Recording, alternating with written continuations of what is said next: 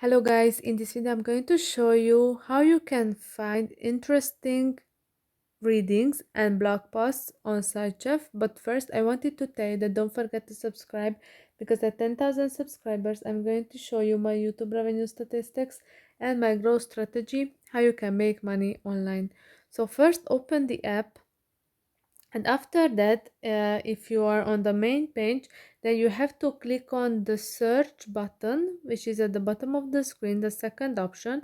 And then if you scroll down to the bottom, you can see the inspiring readings section.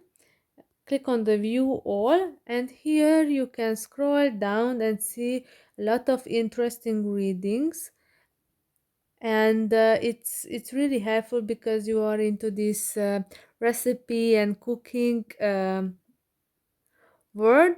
Then here you can find out interesting and new tips and tricks regarding different topics. So in this way you can expand your knowledge.